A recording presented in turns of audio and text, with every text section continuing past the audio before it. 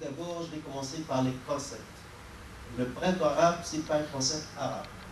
Hein, c'est un concept qui a été créé, inventé en France et dans les pays anglo-saxons, Arabic Spring. Ce n'est pas notre concept. Donc, encore une autre fois, c'est l'occidentalocentrisme, si vous voulez, qui détermine même notre concept et qui décrit nos révolutions, nos événements à sa manière. Donc, le printemps arabe, ce n'est pas un concept arabe. C'est un concept qui vient de l'extérieur, c'est un concept occidental. Deuxième concept aussi qui pose une problématique, c'est le concept de la révolution. On ne s'arrête jamais. C'est quoi une révolution? Est-ce que ce qui s'est passé en Tunisie, c'était une révolution ou non? Mais non, jamais. Voilà, la thawra, c'est une révolution. Non, ce n'est pas une révolution. Bon. On a plusieurs, évidemment, écoles qui ont traité le concept de la révolution, le fonctionnalisme, l'analyse systémique. Mais moi, puisque ce n'est pas notre sujet aujourd'hui, ce n'est pas au plan théorique qu'on va parler du concept de la révolution, je vous dis qu'il y a deux tendances générales. La première, c'est l'école marxiste, si vous voulez. Et une révolution, c'est la passation du pouvoir d'une classe à une autre. La révolution française de 14 juillet 1789, c'est la révolution de la bourgeoisie, qui a éliminé la classe féodale, la classe noble. Ça, c'était une révolution. La révolution bolchevique, c'est la classe prolétarienne, entre les guillemets, qui a pris le pouvoir d'une autre classe. S'il n'y a pas une passation d'une classe à une autre, donc il n'y a pas une révolution. Un coup d'État, un soulèvement, ainsi de suite. Pour les sciences politiques américaines, par exemple, une révolution, c'est ça. C'est la chute d'un régime, d'un clan. C'est ça, c'est tout. Ce qui s'est passé en Tunisie, selon les sciences politiques américaines, c'est une révolution, puisqu'on a eu la chute de Ben Ali. On ne s'intéresse pas au contenu sociologique et économique de cette révolution, mais c'est la forme qui nous intéresse. Les Américains, ils ont beaucoup travaillé, ils sont très, très, très avancés par rapport aux Français, par exemple. Ils ont les meilleures écoles en sciences politiques, et ils sont très empiriques aussi. Ils essaient de dégager des lois, de comprendre le phénomène comme il est. Et ils ont produit plusieurs théories, modèles théoriques, des grands titres, des grands auteurs comme Charles Tilly, Gittes Couche-Paul, Hans-Peter Crézy, Della Portella et Ted Gogh, ainsi de suite. Je vais proposer un modèle théorique. Le modèle de Charles Tilly, que j'adopte, et j'essaie parfois de trouver une adaptation à notre culture, à notre société arabo-musulmane. Le modèle de Charles Tilly de la révolution. Pour lui, la révolution a deux séries de facteurs. Ce que nous appelons les facteurs lointains, indirects, et les facteurs directs. Les facteurs directs composent ce que nous appelons la situation révolutionnaire. Revolutionary situation. C'est quoi? Par exemple, la situation révolutionnaire en Tunisie se trouve entre deux dates. C'est le 17 décembre de 2010 jusqu'au 14 janvier 2011. Ça, on appelle ça la situation révolutionnaire. Pas avant, pas après. C'est jusqu'à la chute du pouvoir. La même chose en Égypte a duré presque 3 mois. En Syrie, ça dure depuis longtemps, ainsi de suite. Alors, on va parler des facteurs lointains, évidemment, mais peut-être rapidement, c'est quoi la situation révolutionnaire? Il faut la présence de 3 facteurs en même temps pour qu'une révolution gagne. Premièrement, la radicalisation de l'opposition vis-à-vis des régimes. Ça veut dire que l'opposition populaire ne veut pas de réformes.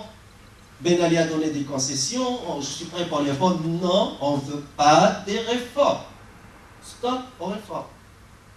C'est la radicalisation de l'opposition. Deuxième facteur, ce sont les divisions au sein des élites au pouvoir. Pour ce facteur, par exemple, jusqu'à nos jours, on ne connaît pas la vérité, ce qui s'est passé exactement en Tunisie. J'étais le 12 janvier sur l'antenne de la télévision suisse, romande suisse, Léman Bleu, le 12 janvier, pas le 14. Le 12, le timing, c'est très important pour les déclarations. Hein. Donc le 12, j'ai dit, Ben Ali, c'est fini. Parce que l'armée se fraternise avec les manifestants et il y a eu des divisions au sein des élites. Je n'ai pas des informations, mais j'ai la théorie, j'ai le modèle théorique. Il y avait des défections, des ministres, des ambassadeurs qui ont lâché Ben Ali. La même chose pour l'Égypte, la même chose pour Kadhafi, la même chose pour Bachar relativement, parce que Kadhafi aussi, son bras droit, le ministre des Affaires étrangères et le responsable de sécurité, il l'a quitté. Moussa Kous, son ambassadeur à New York, il l'a quitté. Donc les défections, les divisions syndicalistes, évidemment, le troisième élément déterminant pour qu'une révolution gagne ou ne gagne pas, c'est le rôle de l'armée. Il n'y a pas de révolution contre les armées. Il n'y a pas. On ne peut pas gagner une révolution contre une armée disciplinée, déterminante et qui veut protéger le régime. On a, à travers l'histoire, Yazid a gagné contre Hussein, Al-Hassan. Vous pouvez avoir la popularité, les gens vous aiment, etc. Et juste en plus, mais si vous n'avez pas l'armée à côté de vous, au moins la neutralité de l'armée et la révolution ne gagne pas. Je pense que nous savons tous et toutes que par exemple les martyrs de 1978, janvier 78, ou 1984 sont plus nombreux que 2011. Mais pourquoi le régime de Bourguiba n'est pas tombé, le régime de Ben Ali est tombé? Bon, c'est deux facteurs. Les divisions syndicalistes au pouvoir et surtout, je souligne surtout, le rôle de l'armée.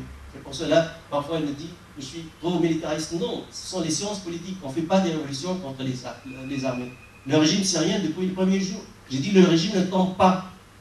L'armée est avec le régime, donc le régime ne tombe pas. Il y a eu quelques défections, on a acheté quelques généraux, quelques colonels, et ça s'arrête là.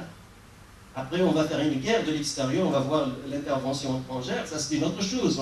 On quitte les sciences politiques, on quitte la révolution en tant que boîte noire fermée vers un autre domaine, une autre sphère, sont les relations internationales.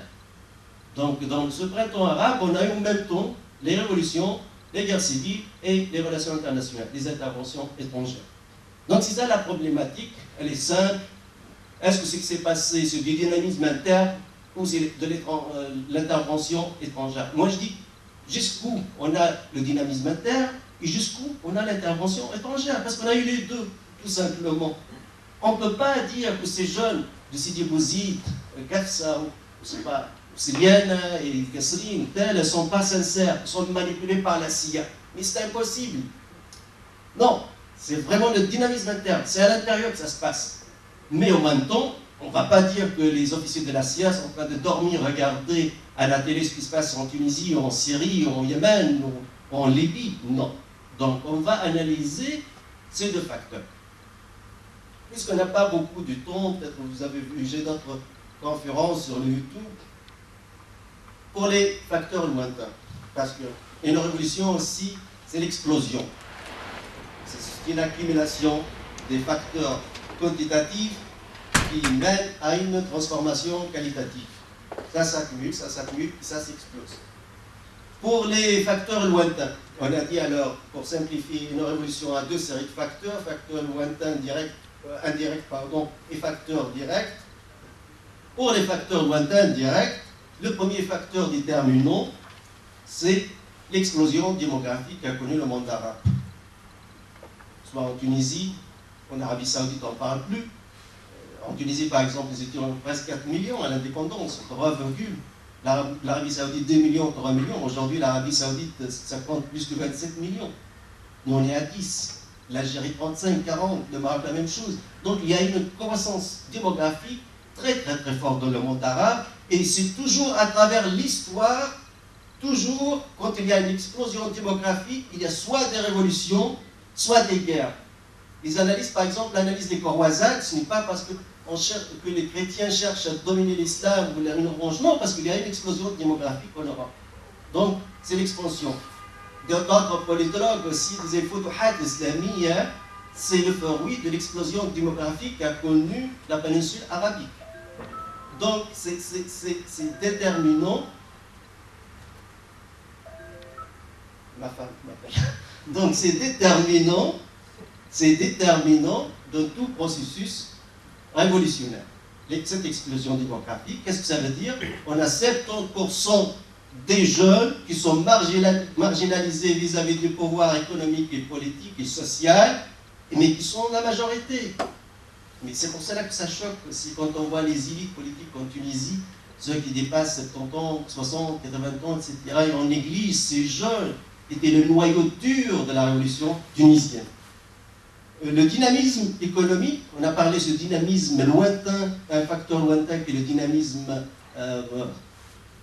démographique. Le dynamisme économique, évidemment, on a accumulé la pauvreté, on a accumulé le chômage, les richesses deviennent dans la main d'une minorité, la distribution de la richesse n'est pas juste, on a appliqué à la lettre les exigences du FMI et de la Banque mondiale. M. Arsène Dimès, c'est lui le spécialiste qui va bien expliquer ça. Donc on applique, on veut que le pain tunisien qui est symbolique se vend aussi à 2 €, 3 € comme à Bruxelles ou à Paris ou à Genève, 3 ou 4 $ comme à New York. On ne voit pas qu'il y a une classe pauvre et une classe marginalisée qui accumule la pauvreté. Mon père me disait toujours, moi, aux années 60, avec 47 dinars, je vis comme un roi. Tu sais combien le mètre carré à côté de nous, c'était à 20 millimes. Aujourd'hui, 150 dinars.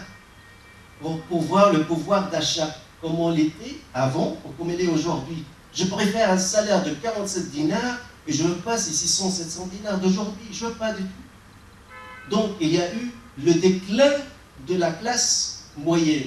Le déclin de la classe moyenne à travers l'histoire aussi conduit à des révolutions, parce que c'est la colonne vertébrale de la société, dans n'importe quelle société, y compris la société tunisienne. Le dynamisme culturel et d'information, nous savons tous que le système de Ben Ali, c'est un système fermé. Au plan intellectuel et culturel, c'est un système fermé. Il arrive jusqu'à empêcher ou interdire le YouTube, le What TV, le Daily Motion, n'importe quel site pour juste une phrase. On interdit tout. Moi, personnellement, j'ai décidé de ne plus faire la politique depuis 1993. J'ai distingué entre politologue et politicien. J'ai choisi d'être politologue. Donc, je ne suis pas militant. J'ai quitté la Tunisie vers la Suisse. Mais 3 fois j'interviens. Une fois en 2005, dans une interview avec une chaîne basée à Londres, il m'a dit alors, la presse tunisienne, je dis, elle est nulle. Pendant le protectorat français était plus prospère, beaucoup plus prospère qu'aujourd'hui. Le lendemain matin, j'ai reçu des téléphones de menaces de l'Allemagne. Affiché 0049. Deuxième fois, en 2009, j'ai dit mon mot pour les élections de 2009. Je dis oui, mais on ne peut pas faire ça, c'est fini. 99%, 98%, ça ne se passe pas. Si j'ai reçu des menaces pour des choses qui ne sont pas très méchantes. Parce que je ne suis pas moi-même, je ne suis pas militant, je suis politologue qui fait son travail. Parfois, on me pose une question, je ne veux pas dire je ne veux pas répondre, comme il a fait. Il a dit je n'ai pas compris la question. Quand on lui a demandé en direct à Al Jazeera, que pensez-vous des rois corrompus comme le roi de l'Arabie Saoudite et du Qatar? Il dit je n'ai rien compris. Moi je ne veux pas dire que je n'ai rien compris, j'ai répondu. Ils sont sur le YouTube, mais le lendemain, je reçois des menaces et des insultes sur Facebook. On ne dit pas ça. Le 12 janvier, je dis, ben c'est fini. Heureusement, à cette époque, ils n'ont pas le temps pour réagir. Mais je veux dire par là, qu'est-ce que je veux dire par ces exemples? Il y a une fermeture totale.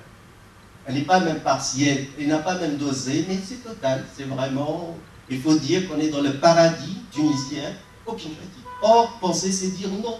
Alors, penser, c'est dire non. Parfois, ils me disent, mais tu critiques le gouvernement? Je dis non, parce que penser, c'est dire non, c'est simple. Moi, je fais l'autocritique, je critique moi-même. Chaque fois, je fais le bilan de ma vie, qu'est-ce que je fais? Je commence à m'autocritiquer. Donc, penser, c'est dire non. Ben Ali n'accepte pas, c'est un système fermé. Par contre, et on est sincère, parce qu'on a l'éthique scientifique, que Max Weber nous appelle toujours l'éthique du savant et pas l'éthique du politique. Par contre, par exemple, Moubarak était plus tolérant, très tolérant par rapport à Ben Ali, mais aussi intelligent. Par exemple, on peut voir des manchettes carrément insultent Moubarak, mais dans les hebdomadaires, pas les quotidiens, on ne touche pas à la télévision, ainsi de suite. Donc, mais le système de Ben Ali est totalement fermé. On a une règle en sciences politiques qui disait que, c'est mon ami Aspect Akrezi, il faut être fidèle aux auteurs, qui disait que la fermeture du système politique conduit à la radicalisation de l'opposition. Autant que le système se ferme, autant que l'opposition se radicalise.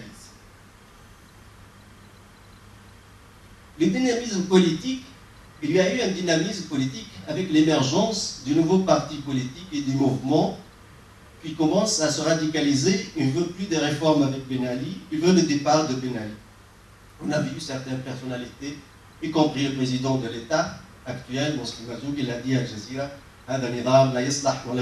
c'est un régime qu'on ne peut pas réformer. Ça commence la radicalisation, ça veut dire, avec cette fermeture du système, écoutez, on a essayé avec vous plusieurs fois, mais aujourd'hui, voilà, la seule solution, c'est votre départ. Ça commence avec Hamala Memi, avec des partis politiques souvent qui ne sont pas reconnus par le système, par le gouvernement, et clandestins, et ça commence à se radicaliser. Le dynamisme social, c'est l'apparition des mouvements sociaux.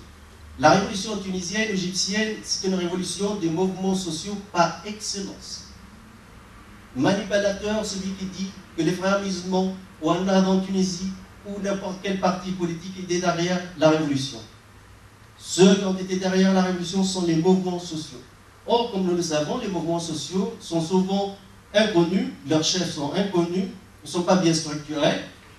Par exemple, ceux qui ont déclenché les événements de mai 68 à Paris et puis dans toute l'Europe sont les mouvements sociaux, pas les partis, même les partis de gauche, même pas les partis communistes. Ce sont les mouvements sociaux. Donc les mouvements sociaux, ce sont incontrôlables et qui annoncent une rébellion contre tout le système finalement. On ne veut plus de réformes, on veut vraiment le départ et on n'a plus confiance à nos élites, même dans l'opposition. Donc c'est nous-mêmes qu'on va prendre l'initiative. Là, on les a vus, surtout Atala, Gasserine, Sidi Bouzid, ce que j'appelle toujours le noyau dur de la révolution. Maintenant, on va passer directement. Je continue. Alors, oui, on va passer à la situation révolutionnaire. Ça veut dire ces 3 semaines, 4 semaines qui ont déterminé l'essor de Ben Ali. Là, on commence par le premier facteur au sein de la situation révolutionnaire, c'est la radicalisation de l'opposition vis-à-vis du régime. Qui a fait la révolution en Tunisie? On parle sincèrement, scientifiquement. Il y a un noyau dur. On va voir un noyau dur au sein de la révolution. Par contre, on va voir un noyau dur au sein du régime. Parce que la révolution, c'est quoi? 2 noyaux durs. Un noyau dur au sein du régime et un noyau dur au sein de la révolution. Et au milieu, il y a les calculateurs, les opportunistes, ceux qui se comportent comme si ou je gagne ou je perds. Si Gaddafi va tomber, et je suis sûr, au moins à 60-70%, il va faire son propre calcul, je vais rejoindre l'opposition. Si c'est le contraire, non, je reste avec le régime. Et malheureusement, les calculateurs, les opportunistes, déterminent le processus révolutionnaire. Ce sont eux qui font gagner ou font perdre la révolution. Parce que le noyau dur lui-même ne suffit pas. Il faut que les calculateurs, qui sont nombreux au sein d'une société, choisissent leur camp à certains moments donnés. Mais les calculateurs, ils ont besoin des indices pour décider. Moi, je pense que beaucoup de Tunisiens, ils sont descendus dans la rue, surtout le 14 janvier, quand ils ont vu que l'armée tunisienne ne tire pas contre les manifestants et donne le feu vert à la révolution. J'ai des vidéos, je peux vous les montrer. On est avec vous. Un Gasserine lui dit, hey, colonel, vous êtes avec nous, bien sûr on est avec vous. Et entre le colonel et la vieille dame montre, regardez ce que m'a fait la police, etc. Je regarde sur le Facebook chaque jour, je dis, c'est fini alors. Puisque l'armée elle-même, elle donne ce feu vert. Donc, les calculateurs aussi, ils ont choisi le camp du noyau dur, de la révolution. Mais le noyau dur, il faut le dire, c'était pour moi tel et Gasserine. Même pas si vous. Je vais vous expliquer pourquoi, sociologiquement parlant. Le premier slogan, c'était Al-Daïf. Et ça a duré longtemps. Mais aucune partie de la Tunisie, de Ben Garden à Berzat, ne s'est solidarisée avec Al-Daïf. Ils sont restés seuls. On les a laissés tomber. Quand les événements ont eu lieu à Sidi Bouzid, et pour d'autres raisons sociologiques assez profondes, surtout ce que nous appelons un Arouchir, Parce qu'il y a eu aussi un jeune à Monastir qui s'est fait brûler, et avant Mohamed Bouazizi. Mais là, puisqu'il n'y a pas cet esprit de corps tribal, si vous voulez, en français, ce n'est pas fort dans cette région, donc on l'a laissé tomber. On n'a pas récupéré ce facteur. À Sidi Bouzid, non. Donc, il y a ce que vous voulez, les habitants de Sidi Bouzid ont été bien mobilisés. Ben Ali, c'est un technicien d'ordre. Il n'est pas un économiste, ni sociologue, ni politologue, ni poète, ni intellectuel. C'est un technicien d'ordre, homme de police. C'est un policier de premier plan. Toujours, à mon avis, ses ordres, c'était comme ça. Il faut que jamais ça quitte Sidi Bouzid. Ça doit être une affaire de Sidi Bouzid, pas plus. Il était plus dur avec Tala et Gassrine que Sidi Bouzid. La plupart des martyrs, c'était Haïno, Tala ou Gassrine. Parce qu'il ne veut pas que la révolution, parce que si la révolution se propage, c'est fini pour lui. Il faut répéter le scénario d'Erdaïf. Donc ça reste Erdaïf, ça reste Sidi Bouzid pour aller. Mais, avec Gassrine ou Tala, ils ont subi les attaques, les contre-attaques de Ben Ali. Le nombre des martyrs, c'est très élevé. D'ailleurs, pour vous donner les chiffres, il y a 99%, si je ne dis pas 100% des martyrs de la révolution tunisienne, sont soit chômeurs, soit chômeurs, soit ouvriers. 99%, 99%, 99%, en Suisse, en Belgique, on dit 99%, des martyrs de la révolution sont soit chômeurs, soit des ouvriers, des gens sains. Et ça, c'est le noyau dur. Alors, le noyau dur commence à se gonfler de la position radicale. Le noyau dur du régime commence à se dégonfler, à perdre des alliés. Le noyau dur de la révolution a gagné, à mon avis, Sfax. Les manifestations de Sfax, c'était déterminant. Je pense que c'était le 12. Hein? Moi, quand j'ai vu ça, c'est fini, Ben Ali. On voit, et en plus, l'armée, comme d'habitude, protège les manifestants, donc c'est fini. Là, la boule de neige s'est grandie jusqu'à l'arrivée de 14 janvier. Ben Ali, évidemment, s'est suicidé politiquement avec son dernier discours. Je ne vais pas vous choquer ou vous étonner, mais selon les sciences politiques et les études, le dictateur ne doit pas donner des concessions pendant la situation révolutionnaire. Si on est l'avocat du diable. Le dictateur ne doit jamais donner des concessions pendant la situation révolutionnaire. Après, oui, aucun problème. Avant, oui. Mais dès le déclenchement de la situation révolutionnaire, le dictateur doit être ferme jusqu'au bout. Pourquoi? Parce que le dictateur règne par quoi? Par la peur. Et le jour où Ben Ali lui-même a peur, on le voit à la télé, il a peur, le président de la République, Khaltouni, Sabhouni, Ma'ach Kartouche, on voit un dictateur qui a peur. Donc, les calculateurs, même pas les calculateurs, aussi les gens simples, disons, qui ne font pas partie du noyau dur de la révolution, ont rallié la révolution. Et c'est la fin de Ben Ali. Le rôle, évidemment, déterminant, c'est le rôle de l'armée. L'armée a donné le feu vert, elle a encouragé les manifestants, Tala, Gassri, Sfax, il a protégé carrément des manifestations. Bon, alors la conclusion de tout ça, l'armée joue un rôle déterminant. En Libye, ce qui s'est passé, c'est une guerre civile. Une guerre civile avec une intervention étrangère. En Libye, par exemple, Saaka, qui est dirigé par le ministre de l'Intérieur libyen, le général Abdel Yunus, s'est rallié à la révolution. Alors que c'était un camarade de Gaddafi. Alors finalement, on a 12 brigades, 5 sont contre Gaddafi, 7 sont en faveur de Gaddafi. Donc on est face à une guerre civile. Et les deux camps sont armés, attention, hein. Ils ont les chars et les avions aussi, les deux camps sont bien armés. Mais l'OTAN a décidé d'intervenir en faveur de la révolution libyenne. Mais en Bahreïn, il y a une autre décision, intervention militaire étrangère de l'Arabie Saoudite contre des manifestants pacifiques en faveur d'un régime. Et devant les bases militaires américaines, évidemment. Donc on est face à deux poids, une politique de deux poids, deux mesures. Ce régime tombe, ce régime ne tombe pas. On est de cette dictature et on n'est pas l'autre. Au contraire, on est de la révolution. Et là, c'est ça l'intervention étrangère. Les Russes, par exemple, ils ont bien compris. Ils ont utilisé 2 fois le droit de veto au sein du Conseil de sécurité pour qu'il n'y aura pas une intervention militaire de l'OTAN en Syrie. Les Chinois, c'est la première fois de l'histoire de la Chine qui intervient au Moyen-Orient. Ils utilisent 2 fois aussi le droit de veto. Les observateurs ont dit, mais un seul droit, ça suffit. Hein. On n'a pas besoin de 2 pays.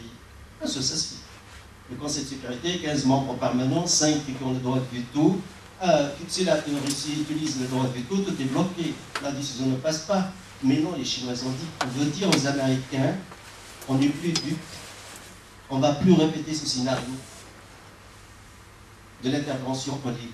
Une révolution, c'est un dynamisme interne, c'est une boîte noire. Ce qui se passe ne concerne pas l'extérieur. Et si on intervient, on intervient contre tout le monde. Ou si on n'intervient pas, on n'intervient pas contre tout le monde. Donc, les événements au Bahreïn ont montré qu'il y a autre chose, un autre plan. Ce que je vais vous montrer, parce que je n'ai pas même respecté la démarche méthodologique de mon plan, pour vous montrer la politique de 2 poids de mesure jusqu'où peut arriver. Regardez-moi cette vidéo.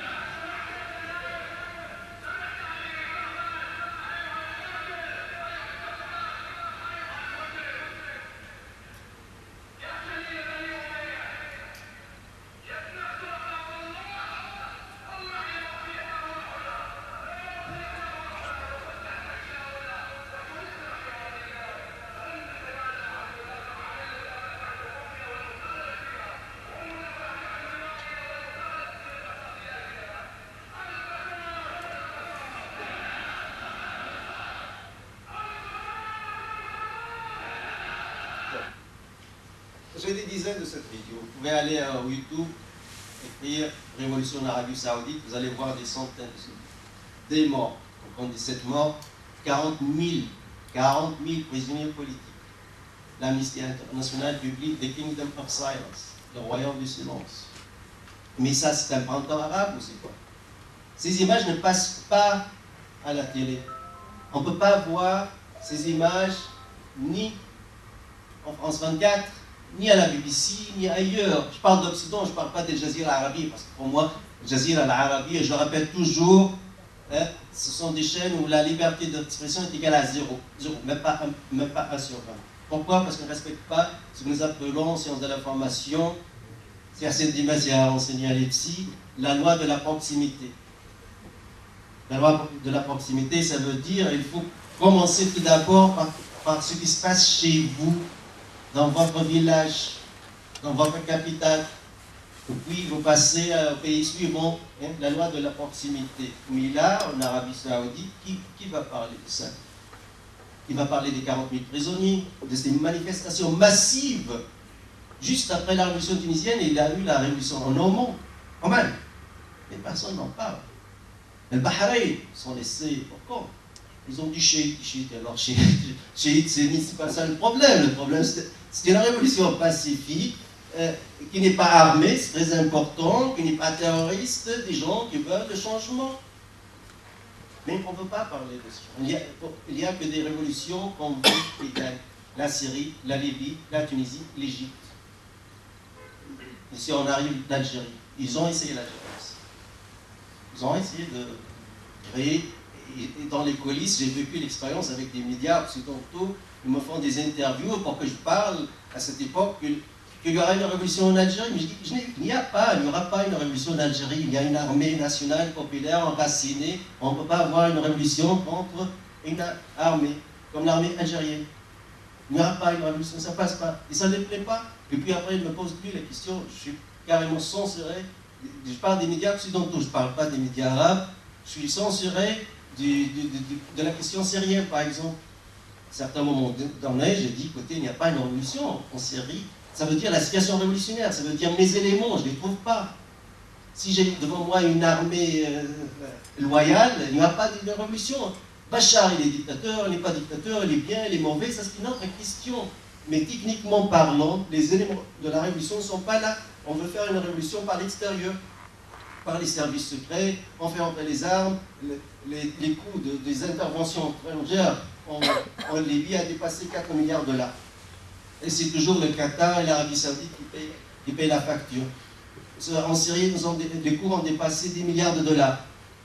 Mais construisez-nous des usines et des travaux pour ces 10 milliards de dollars. C'est une somme énorme.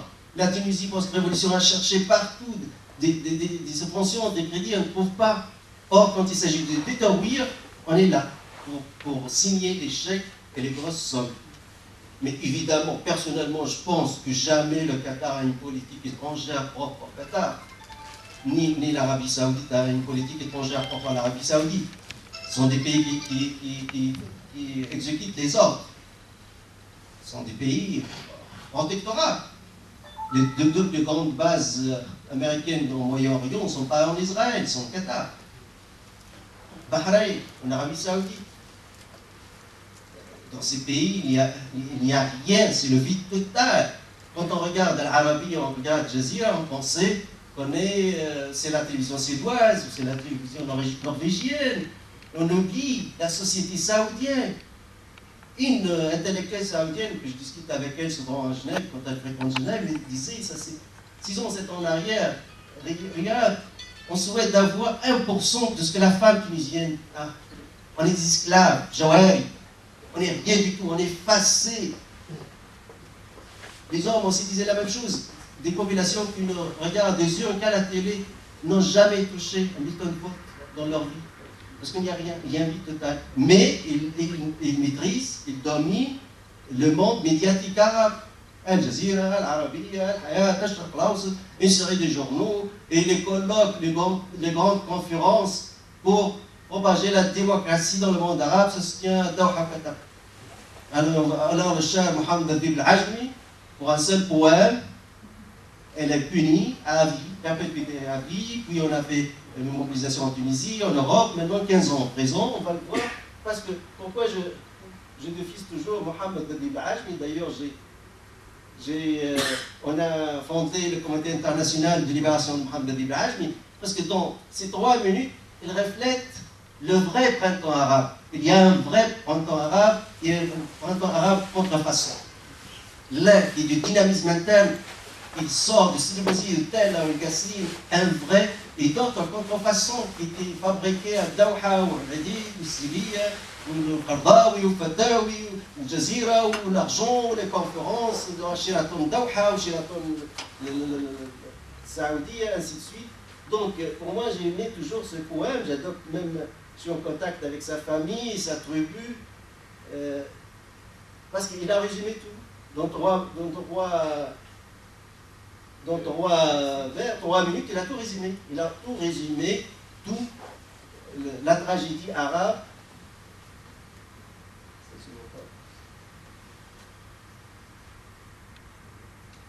Il parle de la révolution tunisienne.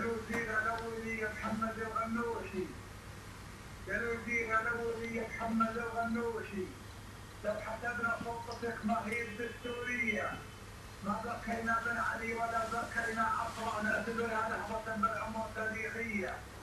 الوزير الأولية محمد الغنوشي لو حسبنا خطتك ما هي الدستورية ما بقينا بن علي ولا بقينا عصرا نعتبرها لحظة بالعمر تاريخية. دكتاتورية نظام القمع واستبداده هلا نكتونت عليها الثورة الشعبية. انزممنا ما نزمنا حقير واطي والمدحنا نمدح قناعتي شخصيه ارشد الثوره بدم الشعب يا سائلها وانحت انجاز الشعوب الكل نفس حيه كلهم بصوت منكبنا بشله كفه كل نصر تتبع احداث مأساويه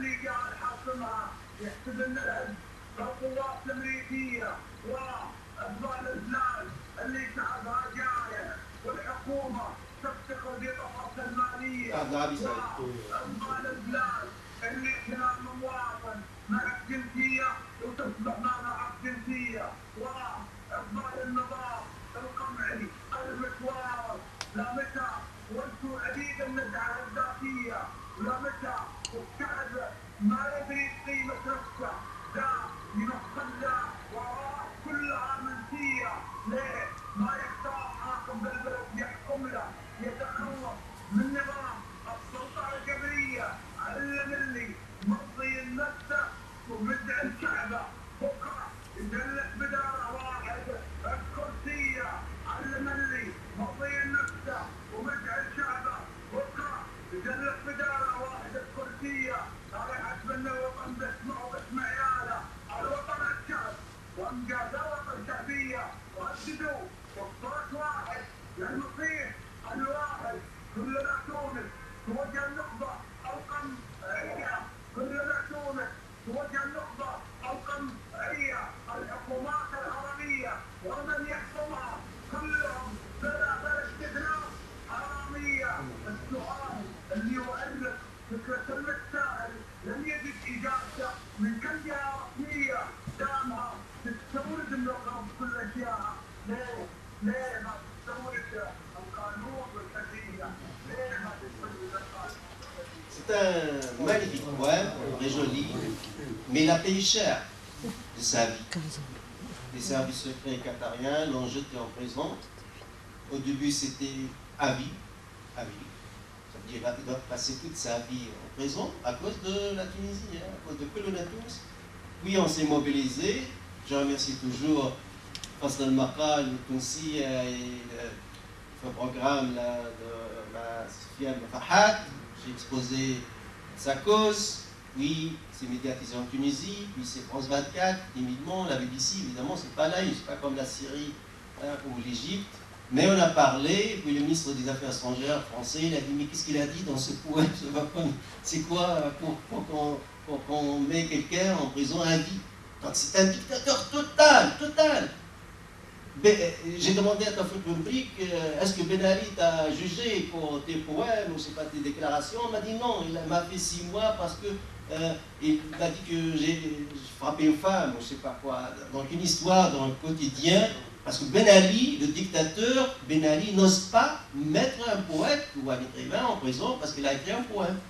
Mais là, il prend le pauvre maintenant 15 ans pour juste un poème.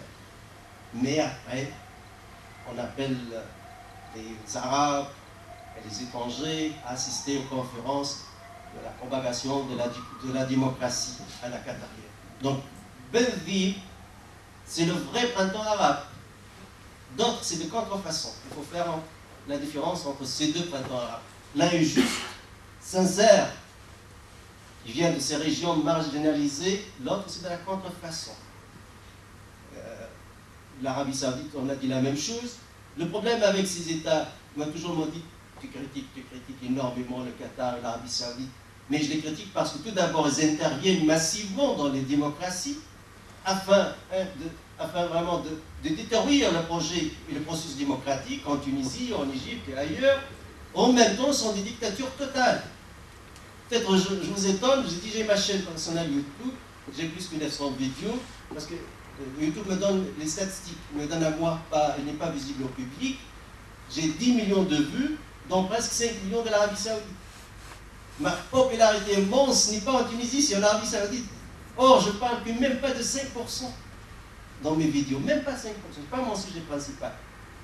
Mais la popularité immense, parce qu'ils me téléphonent, ils perdent du temps et de l'argent, ils me disent, parce que c'est rare qu'on trouve quelqu'un qui pourrait dire ça, qui pourrait critiquer ça. On le sait, on le connaît bien. Vous savez, ces cheikhs-là que quelques Tunisiens, quelques Algériens ou Égyptiens sont fascinés.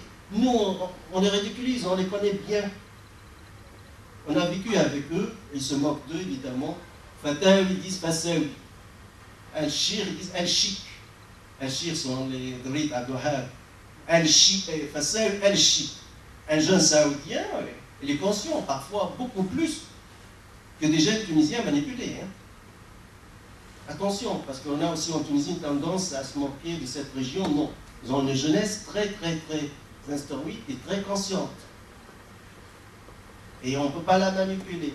Ces cheikhs qui sont aujourd'hui populaires en Tunisie, ou en Algérie, en Égypte, ne sont pas populaires en Arabie Saoudite ou au pays de Golfe. On les connaît bien parce que c'est leur produit. Ils connaissent mieux leurs produits que nous, finalement. Donc, après, afin de contenir le vrai printemps arabe, ce printemps de contrefaçon, on a mis beaucoup de fric, beaucoup d'argent. Et l'argent, sans mâcher mes mots, vient de l'Arabie Saoudite, afin de soutenir le wahhabisme, et le Qatar qui a les frères musulmans. Et Al Jazeera qui parle de la démocratie dans tout le monde, mais pas au Qatar, et pas en Arabie Saoudite aussi. Avant, vous saviez, avant, Al Jazeera critiquait chaque jour l'Arabie Saoudite. Mais quand le prince du Qatar a rendu visite au prince Sultan al-Riyad, ils ont mangé kebsa ensemble, ils ont tout arrêté. Al Jazeera a effacé même ses archives qui critiquent l'Arabie Saoudite. C'est fini. Deux chefs des tribus sont mis d'accord, on arrête la guerre entre nous. Donc il faut effacer même les archives. Le problème avec ces pays, ils ont beaucoup d'argent et l'argent achète les hommes, malheureusement. L'argent achète les journalistes. L'argent achète les politiciens, les ministres. Il y a des gens faibles, il y a énormément de gens faibles devant le fric et devant le pouvoir de l'argent. Et ces deux pays ont beaucoup investi dans les pays du printemps arabe, même qu'ils sont contradictoires. Hein. Chacun a une stratégie différente de l'autre, totalement différente de l'autre, mais avec le même objectif. Aujourd'hui, on brûle les Zawaya Sophie, mais je dis, attends, mais les Sophies, là, c'est eux qui ont résisté contre la colonisation française. Le chef de la résistance italienne, c'est un chef de confrérie sophie. Oui, mais Abdel Jazair ou Abdel Khattab, on est tous dans cette région. On a contrarié, ils ont résisté contre le colonisateur, au système islam modéré, plein d'amour. Zarda, il est où le problème? Et j'adore ça. Moi j'étais petit, j'ai vécu Zarda, le Halgoum, le Halwa, cette joie de vivre avec le Mawlad Haram. Il ne faut pas le Zawaya Sophie à Abad Koubou. Il y a le fric. Je ne vais pas toujours citer les noms, j'évite, etc. Nous, on a vu des Rolls-Royce, des Hummer, des Mercedes, dernier cri, qui entrent des villages, une sec, mourir, etc. Il y a l'argent qui entre afin de détruire l'islam sunnite soufi. En Tunisie, l'islam de Zaytouna est imposé l'islam des colonies britanniques, l'islam du ministère des Affaires étrangères britanniques. Je m'excuse aussi en tant que politologue, je pourrais être un historien. Vous avez devant vous les archives du ministère des Affaires étrangères britanniques. Lisez les archives qui a construit, qui a créé l'État saoudien, qui a créé l'État de Qatar. Ce sont des archives scientifiques, on parle des sciences politiques, on ne parle pas idéologiquement. Nous, on a résisté au Maghreb, en Égypte. Presque tous on a résisté. Soit à Bourguiba, soit à Salah Ben Youssef, les deux sont des résistants. Les deux sont des militants. Je ne parle pas de l'Algérie, le Maroc, mais Mohamed Khames est un résistant. Mohamed Khames qui était emprisonné, puis éloigné du Maroc, où il y a eu un putsch contre lui, etc. C'est un résistant. Alors ce sont deux pays totalement créés par le ministère des Affaires étrangères britannique. On a les archives, ceux qui veulent les archives. Aujourd'hui, grâce à leur fric, leur argent, ils veulent nous enseigner une fois l'islam des bases militaires américaines au Qatar, l'islam wahhabite, le Mawlid Haram, mais l'anniversaire de Condoleezza Rice et les princes, ça va aucun problème. Ils veulent nous enseigner la démocratie, le Qatar. Imaginez-vous comment le Qatar pourrait enseigner et propager la démocratie, les valeurs démocratiques. Le prince du Qatar a rendu visite au président mauritanien, le général Mohamed Bouteflika, le général Sahara, le général, et le tapis rouge dans son palais présidentiel, il lui dit, le prince du Qatar, écoutez, on va vous aider, on va vous donner des dons, des crédits, de l'argent, vont construire des universités, mais c'est à condition, on a nos conditions. Oui, excellent. Dites-moi vos conditions, là. Il faut la démocratie en Mauritanie. الحين تعمل الديمقراطية في موريتانيا. Ouais. Notre général militaire, ouais, on n'est pas. Nous, les Tunisiens, on est bien. Sahraoui, Kabila, général. La démocratie en Mauritanie. Sinon, on ne mange pas donner d'argent si vous n'appliquez pas la démocratie. Mais vous n'êtes pas les Européens. Vous avez une démocratie chez vous, il y a des votations chez vous, vous avez des multipartistes chez vous, vous avez une presse écrite libre comme la mienne. Mais vous n'avez rien d'or. Je ne veux pas de votre argent. Et la presse mauritanienne, c'est elle qui a révélé la donne. Il y a eu des publications dans les journaux, les quotidiens et les sites internet, pas la télévision. Et même un secrétaire d'État du ministère des Affaires étrangères qatarien n'a pas accompagné le prince de Qatar. Je vous dis, c'est un exemple parmi d'autres pour voir où le surréalisme, je parle du surréalisme, pour être arrivé. On est une dictature totale, au plan on a les plus grandes bases militaires étrangères américaines, et à travers ces bases, on bombarde Bagdad, Tripoli, on veut bombarder Damas, etc. On finance la destruction des capitales arabes, on signe des chèques des dizaines de milliards de dollars, on ne vous aide pas, et on emprisonne les poètes à vie, et finalement, venez assister à nos conférences de propagation de la démocratie au Moyen-Orient, au Maghreb, etc. Moi, Al Jazeera m'a invité, parce que j'ai gardé dans mon portable, je peux le montrer, 2 fois. Une fois, elle m'a dit, l'Algérie, vous venez critiquer l'armée algérienne, j'ai vu un article scientifique qui parlait de société de l'armée algérienne. Je dis non, je viens pour parler d'Al-Hadi et Syrie au Qatar, si vous voulez.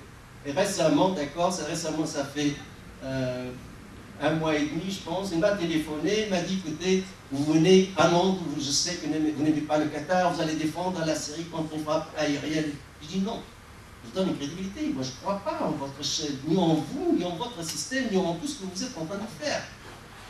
Je n'insiste pas. Ils vous offrent hôtel 5 étoiles avec le billet pour première classe, etc., que vous donnez $500 chaque fois que vous participez. Non, ça ne m'intéresse pas. Et j'ai refusé. Et je lui ai envoyé sèchement une réponse par Twitter, parce qu'il m'a parlé au téléphone. Je dis, il faut savoir, je ne viens pas. Parce que c'est une question de valeur et de principe pour moi. On ne peut pas.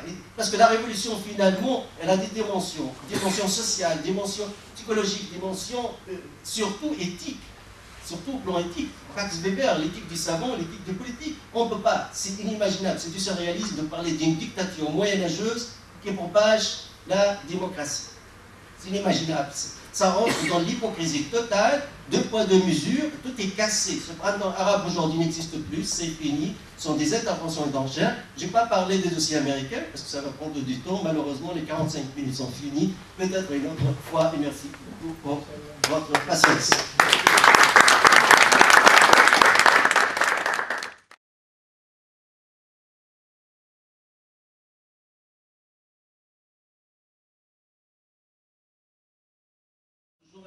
Vraiment, ce n'est pas les frères musulmans.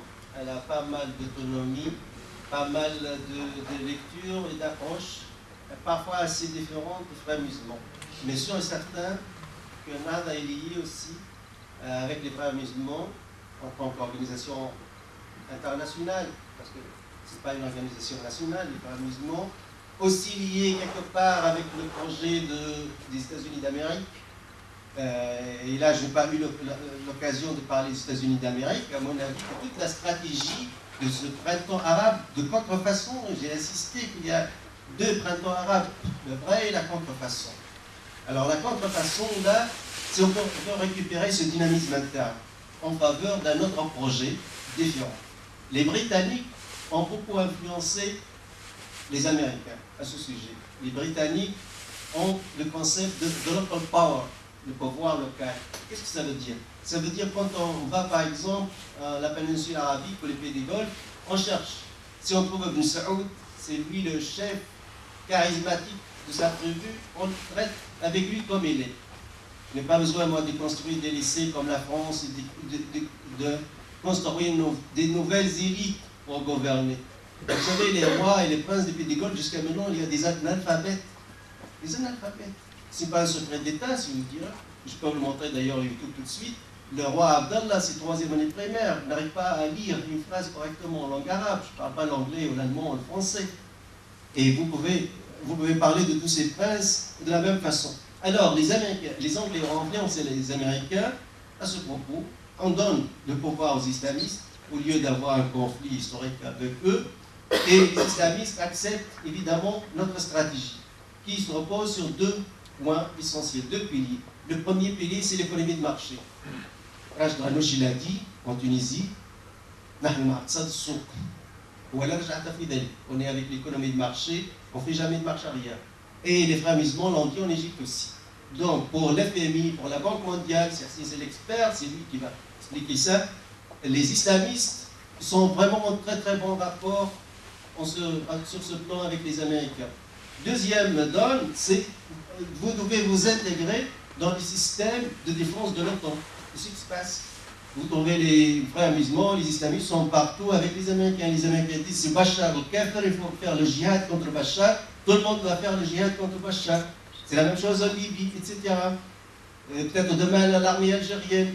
Donc ils sont dans cette stratégie. Le parrain des islamistes, la Turquie est un pays actif au sein de l'OTAN. Très actif au sein de l'OTAN. Les bases américaines sont très fortes, très présentes en Turquie. La même chose avec le Qatar, comme je vous ai dit, malgré qu'évidemment il y a des divergences entre wahhabisme, salafisme et frères musulmans. Ça veut dire les Qatar qui défend et qui finance les frères musulmans et l'Arabie Saoudite qui finance et défend les wahhabis. Deuxième question, puisque c'est en langue arabe, donc j'aimerais bien le répondre en langue arabe. الثورة التونسية. أنا حكيت كان أخويا إنه الديناميكية الداخلية. راهم يجوني جماعة سيدي بوزيد تاعنا والقاسرين واللي عملناه طبعا حاسين به. في نفس الوقت سرقوا حالنا. جونا من لندن من باريس بكره هبوا بفلوسهم ياخذوها منا من بين يدينا. يحكوا لي جماعة من سيدي بوزيد والقاسرين عملوا الثورة حبوا يعملوا حزب. قال لي في النهاية ما جيتش حق لواج باش نجي أنا حبست في لواج. حبست في je parle en français. On a fait la révolution, on a voulu faire un meeting à Tunis, la capitale. Je n'ai pas même de fric pour louer une voiture, prendre des places dans une voiture.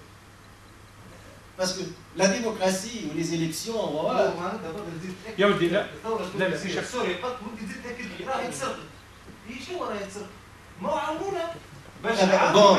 مش هيتسقط سي بون معناها الفارسي سقط والسلام عليكم نبطلوا نرجعوا عليها. في الحاله هذه انا عندي موضوع ملتزم به تاع الندوه. اذا تقول لي المره الجايه نجيني محاضره تقول لي افاق الثوره التونسيه الى اين وما هي الحلول المطروحه.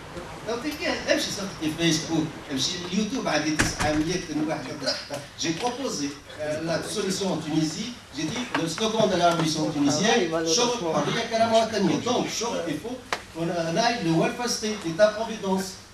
L'État-providence doit être présent en Tunisie. Même ça coûte cher, c'est pas grave, mais c'est la paix sociale qui doit être achetée en Tunisie. J'ai dit les élections, c'est comme ici, il faut que ce soit une démocratie directe. On ne peut pas désigner l'oueli ou le Mohamed de l'Amd, on a aucune légitimité.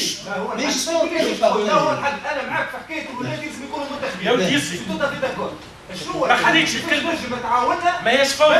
حمد ما هيش فوضى ما كانش يخرجك. وسط تسرع. يا حمد. ما عندكش حق لا خرج. جو بارل كوم جو فو. اي كوم جو فو. التزم. التزم في شو الكلام هذا؟ لا لا. يزوي التزم حتى واحد انضبط جو ريسبكت منضبط سي بون مش منضبط حمد يجاوبني على السؤال يدوم منضبط يا حمد ما هي الطرق والسبل التي ستستعملونها حتى الشعب التونسي يشوف ثمار الثوره بتاعه وعلنيا بارك الله فيكم سامحوني على البرنامج. Ça devrait être en français pour qu'on comprenne ce qu'il raconte là. Au moins, on peut peut-être rigoler à ce qu'il raconte là. C'est qui ce mec-là qui intervient? عادي زاد حتى نجاح الثوره في تونس راهو الاشكال زاد خويا انا مش مناضل حزبي مش مناضل حزبي انا مش حزب انا عالم سياسه شرحت لك شنو وقع وفي وقت ضيق ومش كل شيء ما تعديتش على كل شيء. C'est en arabe, il parle en arabe. الدوله ما تحكيش شنو اللي لازم يوقع يلزم استجابه لمطالب الثوره العميقه وهي الشغل الحريه المواطنيه. كيفاش تعملها؟ هاكوا الظهر وارفعوا اصواتكم. الوالي ينتخب عاودنا 1000 مره في وسائل الاعلام التونسيه، المحكمه ينتخب، الدوله الرعايه الاجتماعيه تاخذوا من الاغنياء تعطوا الفقراء، نقطه الى السطر عبر الضرائب، كل الدول اللي اشترت يعني اشترت سلم الاجتماع. Pour la troisième et la dernière question, c'est pour la définition. Oui, je suis tout à fait relativement d'accord avec vous. Il y a des écoles. Les Américains sont très techniques, ça veut dire vraiment mécaniques. Ils sont très lucratifs aussi. Pour ne pas trop la théorie, ils ont ce que nous appelons aujourd'hui modèle théorique. Modèle théorique, c'est vraiment des mécanismes. Comment ça se déclenche? On compare les révolutions françaises, bolcheviques, russes, islamiques, n'importe, chinoises, n'importe quelle révolution, et on dégage des lois. On dégage un modèle théorique où on peut appliquer partout. Mais le contenu social, évidemment, sont anti-marxistes. Les Américains, l'école marxiste ne les accepte pas. D'où là, je peux vous dire que oui, pour moi, une révolution doit avoir un contenu social profond. Ce n'est pas une question de changer un plan par un autre, sinon c'est une révolution de palais, sinon c'est un changement au sein du sommet de l'État, pas plus. Mais une révolution sociale, j'ai dit en Tunisie, au moins, et là je parle de mes idées personnelles, au moins, the welfare state, l'État-providence. C'est comme ici en Belgique. Ici, vous n'êtes pas au chômage et vous ne travaillez pas, vous avez un revenu. Vous avez un revenu. C'est calculé sur un barème, etc. Au moins, on fait ça en Tunisie. On ne va pas donner 2000 € comme la Suisse, mais 50 €, 60, je ne sais pas quel chiffre, selon les besoins, mais on ne peut pas laisser cette région, surtout ce noyau dur de la révolution, évidemment, sans revenu, comme si rien s'est passé. Sinon, on tombe facilement dans le printemps arabe de contrefaçon que je viens d'expliquer. Et merci.